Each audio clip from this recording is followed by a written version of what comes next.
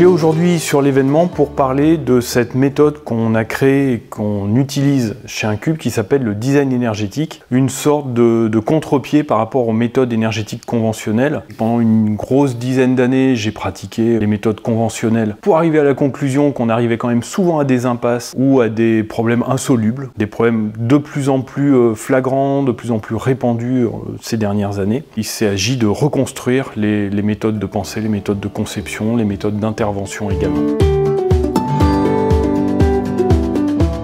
Ça consiste principalement à se dire que les problèmes d'énergétique qui se posent dans les bâtiments ne se résument pas aux problèmes d'énergétique du bâtiment. Le point central, c'est ce qu'on appelle l'usage. Quand on veut résoudre un problème énergétique, comme par exemple se sentir bien, donner du confort aux gens, on s'autorise l'ensemble des caisses à outils disponibles pour apporter du confort à quelqu'un. Ça peut être de travailler sur les enveloppes et sur les locaux, et sur les mobiliers, mais ça peut être de travailler également sur l'habillement, sur l'ergonomie des postes de travail, déplacer certains usages, etc., etc. Et ça va du très technique jusqu'à l'extrêmement non technique et l'extrêmement sciences humaines, parce que dès qu'on travaille sur les organisations, bien évidemment, il y a de l'humain, et l'humain, ça ne peut pas s'approcher comme un réglage de chaudière.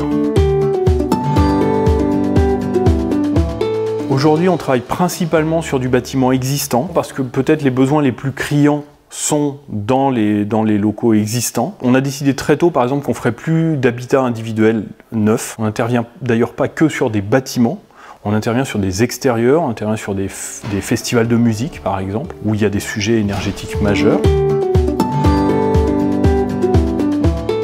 Dans la plupart des lieux où on intervient, on obtient très couramment 30-40% jusqu'à 50% de réduction des consommations d'énergie immédiatement, sans travaux et sans modifier les services. Donc ça, c'est peut-être ce qui est le plus flagrant, c'est justement que ça demande d'aller comprendre en profondeur l'usage et les usagers, et que fondamentalement, ça consiste à redonner du pouvoir aux usagers.